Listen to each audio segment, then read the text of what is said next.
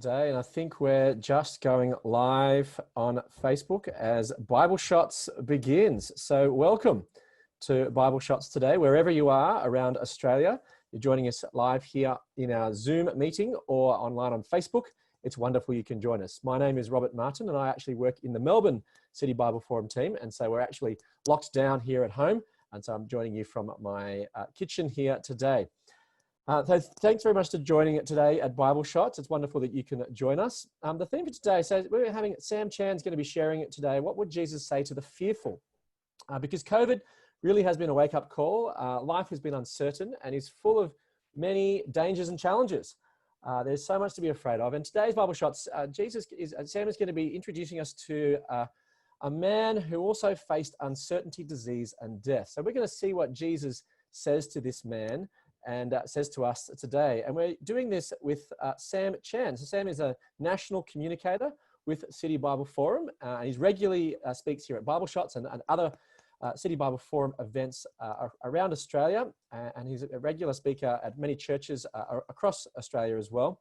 Sam, it's great that you can join us today, but something seems to have happened to you. Do you want to just give us a bit of a background or a bit of explanation to what's happened to your face? Yeah, you can see this dressing here.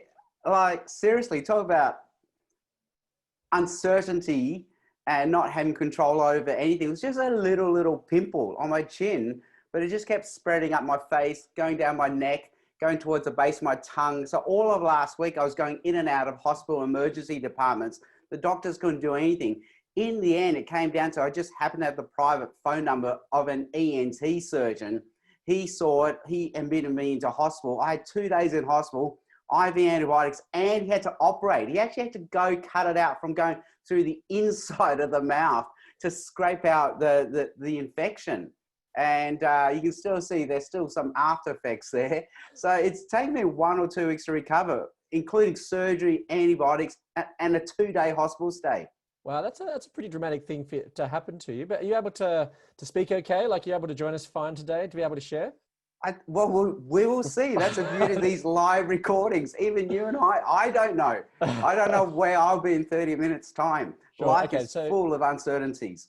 So if you do fall over, then Sam, then at least we'll finish earlier. Well, there's nothing anyone can do. Like, we're all right in our own rooms. Like, what do we do? Yeah. So that's the challenge for today, Sam, is to make sure, is to see if you're gonna. That's the tension, is it? To see if you're gonna stay awake and stay it's high drama. High drama.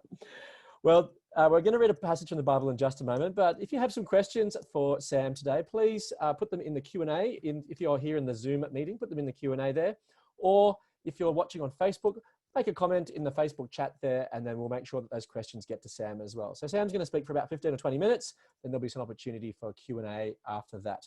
But before that, I'm going to read a short part of the Bible, which the shot for today that Sam is going to share with us. So I'll just get that up for us now. It's from the book of Mark, which is one of the 4 biographies of the life of Jesus that we have. And it's from chapter 5, verses 35 to 43. While Jesus was still speaking, some people came from the house of Jairus, the synagogue leader. "Your daughter is dead," they said. "Why bother the teacher anymore?" Overhearing what they said, Jesus told him, "Don't be afraid, just believe." He did not let anyone follow him except Peter, James, and John, the brother of James. When they came to the home of the synagogue leader, Jesus saw a commotion, with people crying and wailing loudly. He went in and said to them, "Why all this commotion and wailing? The child is not dead, but asleep." But they laughed at him. After he put them all out, he took the child's father and mother and the disciples who were with him and went in where the child was. He took her by the hand and said to her, "Talitha cum," which means, "Little girl, I say to you, get up." Immediately the girl stood up and began to walk around. She was 12 years old. At this, they were completely astonished. He gave strict orders not to let anyone know about this and told them to give her something to eat. Over to you, Sam. Sorry, Sam, the live tension, you're on mute there. You need to unmute. Yeah, it's just so exciting.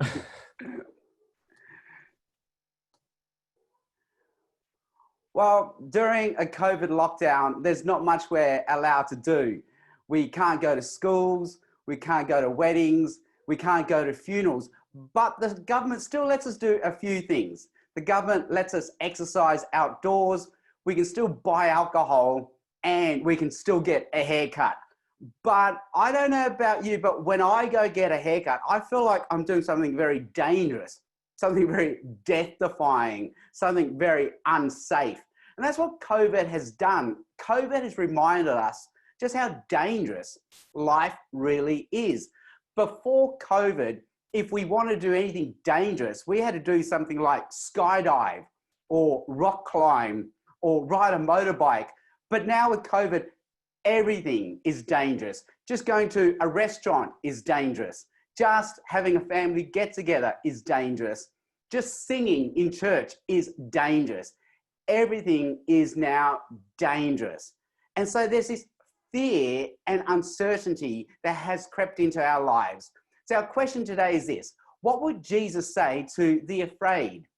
This is a series that I like to do, which I call the What Would Jesus Say series, where each time Jesus meets a person in the Bible and we ask this question: what would Jesus say to this person, and what does Jesus say to us today? And today our question is this: what would Jesus say to the afraid? Because in the Bible reading that we just heard, Jesus meets a man who is afraid. And we're going to answer this in a 15-minute Bible talk from me now, followed by some question and answer from you guys.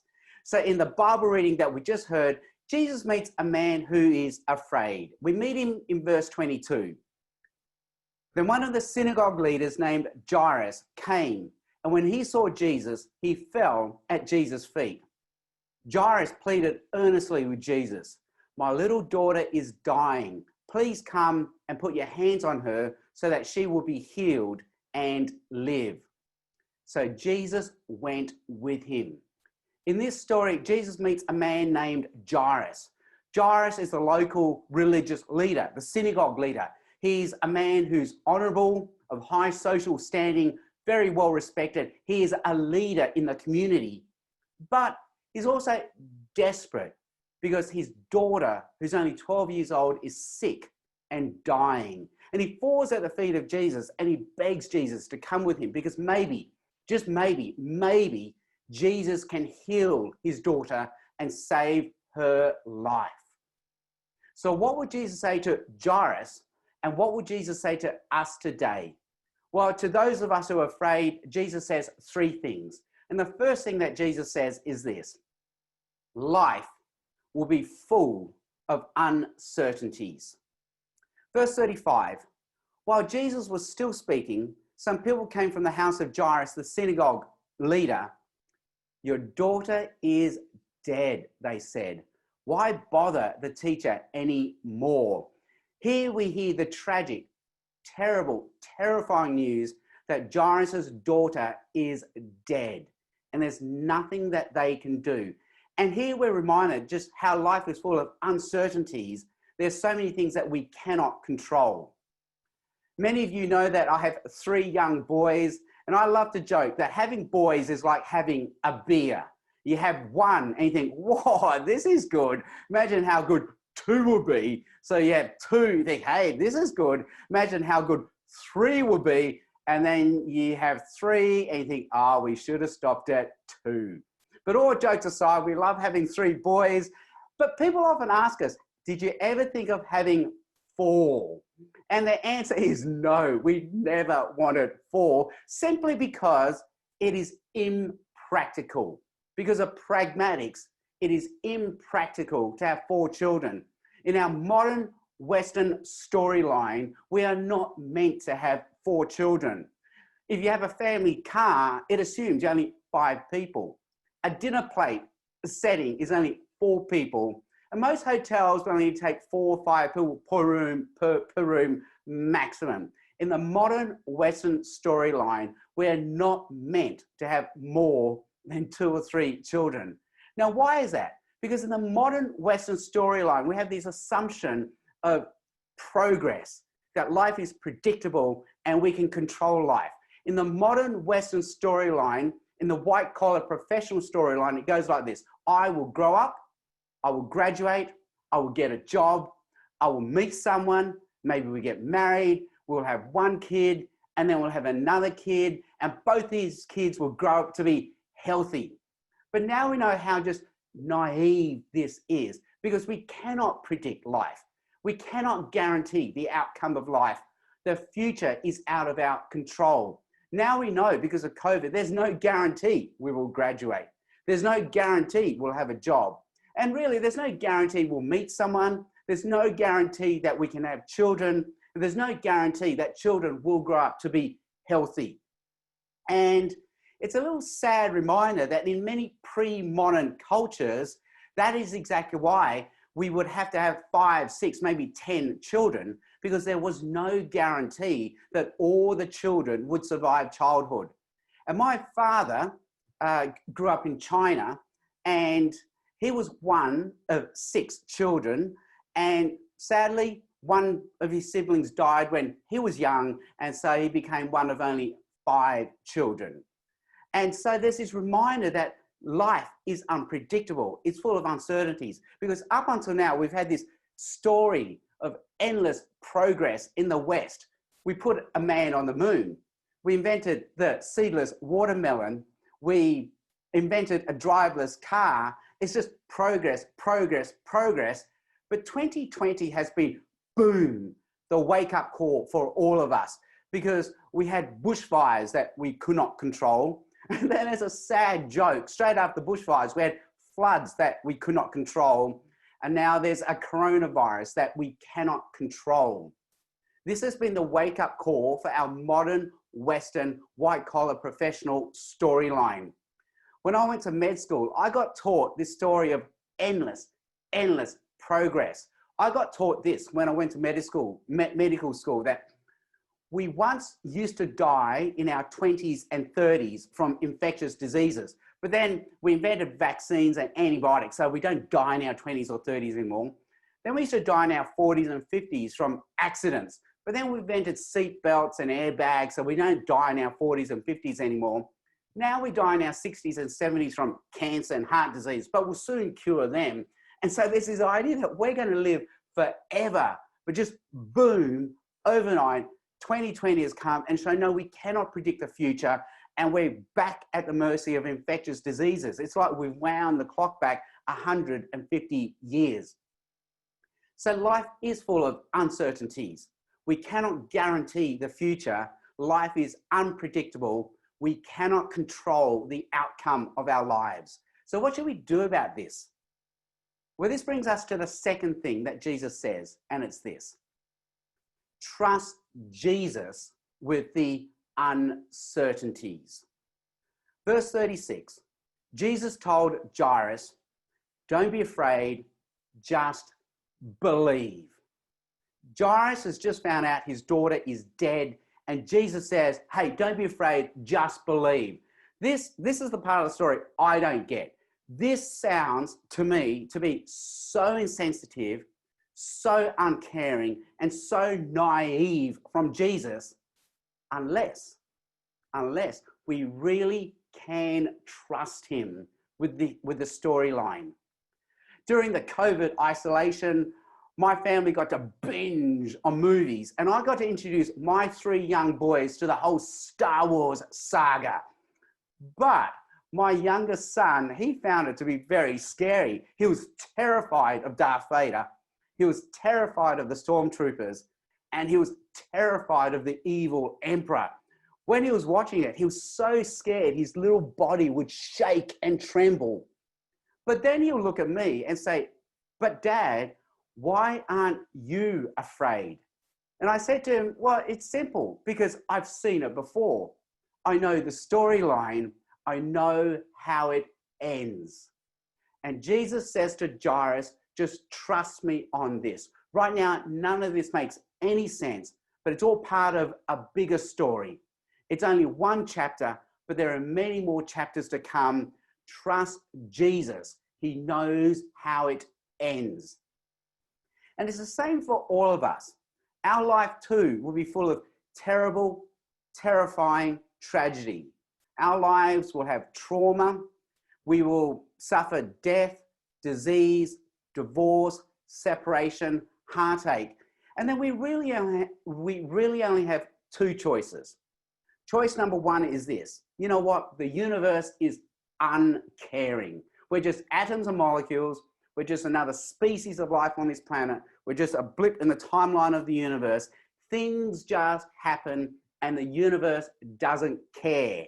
And viruses come and go, bushfires come and go, floods come and go. They are just things that happen and the universe does not care. But we have a second choice, and it's this. You know what? The universe does care. There's a God who loves us, who made us, and who saves us. And everything that's going on right now, no matter how much it hurts, no matter how terrifying, terrible, and tragic it is, even though it doesn't make any sense to us, it's all part of a bigger story. There's a wisdom behind what is going on. It's only one chapter out of many chapters, and we just have to trust God with the storyline. Trust his wisdom on this. He's got it all under control. So after we've handed our uncertainties over to Jesus, what do we do next? What do we do next? Well, this brings us to the third thing that Jesus says, and it's this. Jesus is our certainty. Verse 40. Jesus took the child's father and mother and the disciples who were with him, and he went in where the child was. He took it by the hand, and he said to her, Talitha Koum, which means, little girl, I say to you, get up. And immediately the girl stood up, and she began to walk around. She was 12 years old. At this, they were completely astonished. And Jesus gave strict orders, not to let anyone know about this, and he told them to give her something to eat. Jesus comes in and he takes control. He is the one in control. He is the one that we can hang all our certainties upon. During COVID isolation, we all behaved in strange ways. If we were in the United States, we stockpile on guns. But in Australia, we stockpile on toilet paper. Apparently, out of all the countries in the world, we stockpiled on more toilet paper than any other country. But why do we do this? Well, according to psychologists, we look for what are called certainty anchors. We have to anchor our certainty on something. And what do we stockpile on? That is our certainty anchor. And toilet paper is a good certainty anchor because it's pretty certain we are going to need toilet paper. And so it's a good certainty anchor. And somehow you feel safe with rolls of toilet paper. But in this story, Jesus comes to be our certainty anchor. In the whole story, he is the one in control. He walks into the funeral and he says, hey, don't mourn. She's not dead. She's asleep. He's the one that walks up and grabs the child by the hand. He's the one that says, get up. And get up she does. He's the one that says, shh, don't tell anyone, and get us something to eat. He comes in and he takes control. We can hang our certainties upon Jesus. Now at this point, time out. Are we saying Jesus will always be guaranteed to take away death, disease, separation? No, we can pray. They're good prayers to pray to Jesus. But I think there's enough in the story to hear that this isn't what Jesus does all the time. And that's why he says, shh, don't tell anyone, because this isn't what he would normally be doing. So there's no guarantee that he will answer our prayers each and every time. But the guarantee is this. We can trust Jesus' bigger storyline for us. We can trust he has a wisdom behind what's going on. And the biggest certainty anchor for us is that if we trust Jesus, we can be part of his family. We can be a child of God. And there will be a day in the future when he says to us, my child, get up. And get up we will. And we will see Jesus once and for all. And that is the greatest certainty anchor to hang on to. So to remember our original question, it was this. What would Jesus say to the afraid? And in this story, Jesus has said to Jairus, and he said to us that, number one, yes, life is full of uncertainties. There is something terrible, terrifying, and tragic about what happens to us and how we can't control the future, and there's so much uncertainty. But number two, we can trust Jesus with our uncertainties. He knows what's going on. Trust his storyline for us. And number three, make Jesus our certainty anchor. He's the one thing we know for sure. A few years ago, I went to a dinner and I sat next to a man who I'd never met before. And because it was a Christian dinner, I simply asked the man, well, how did you become a Christian? And he said, well, it was because of the GFC, the global financial crisis. He had a friend who was in business and his friend lost everything. His friend lost his house, his car, his job, but he seemed to be okay. So this intrigued this man to ask, how are you okay? Like if I lost my house, my car, my job, I would not be okay, because that is where I find my value, my meaning, my certainty, my purpose. And this man simply said, well, because I have a God who loves me, who made me, who saves me, and nothing can take that away from me. And that's when this man realized, wow, I too need a God who loves me, who made me, who saves me, and something that no GFC can take away from me. How are you going? Like 2020 has been the wake-up call for all of us. 2020 has been the wake-up call for me. I work a few days a week as a doctor. And, you know, in the Asian storyline, a doctor, that is the dream job because it is so safe, it is so secure. But when the COVID virus hit, it was suddenly not a safe job. It was the most dangerous job. Suddenly we were on the front line where the virus was. And you suddenly think, hey, I chose medicine because it was safe. And suddenly it was the most unsafe job. And suddenly it wasn't secure either. During lockdown, they shut down all elective surgery. And so for 6 weeks, I had no income. So suddenly I had the most unsafe, most insecure job there was. It made me take stock of my life. Like, where do I find my identity, my security, my status? If I find it in what I do, in what I own, in what other people say about me, even what I say about myself, well, anything can take that away. That is the most uncertain thing you can hang your life on.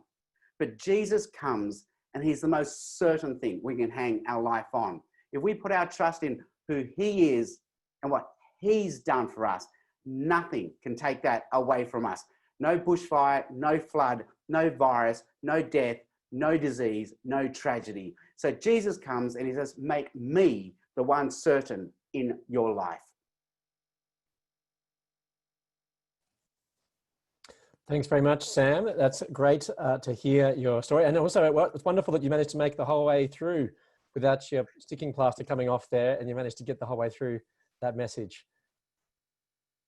Yeah, I don't know how much I'm allowed to share. I don't know whether it's a G or PG rated thing. But yesterday, I had to pre-record a talk for a church. And the whole time I'm giving the talk, this thing was just oozing more and more blood and getting wetter and darker. And it's going to be so distracting. I think I'm just going to pre-record that talk for that church. No one can sit through that sermon. So I'm glad. I actually double laid it this time just to make sure I got through the 20 minutes. Yeah. Haven't got too many questions coming through just yet, but if you have a question, please put it in the chat in Facebook if you're watching around Australia, or if you're watching on the Zoom here, then please put it in the Q&A function there. Just wanted to maybe just unpack a little bit more about what you're saying there, Sam. So you mentioned a lot about trusting Jesus, but what does it actually mean then to trust Jesus practically? What does that actually look like? Yeah, so trust is such a great word because it captures, we believe Jesus, we're loyal to Jesus, and we just somehow trust that he knows better than what we know. And the example I give, and I'm so sorry for overusing it, but it's so relevant, is every now and then I sit in the passenger seat and I let my wife drive. And my wife, objectively, scientifically, logically, is a better driver than me. She's lost less points than I have. She's had less accidents than I have. But at that moment, I find it the most scary car ride. Like I'm trying to tell her, hey, you should go left. You should go in this lane. And suddenly I'll go, no, you have to trust her.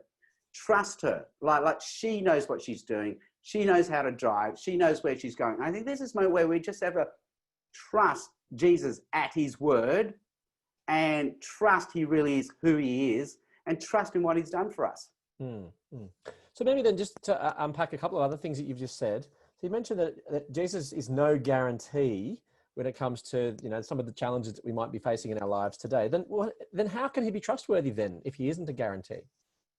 Yeah, so the Bible has so it all comes down to how we understand God dealing with us, the role of prayer, even healing, for example. So we have these stories of Jesus healing a girl, not just from disease, but death.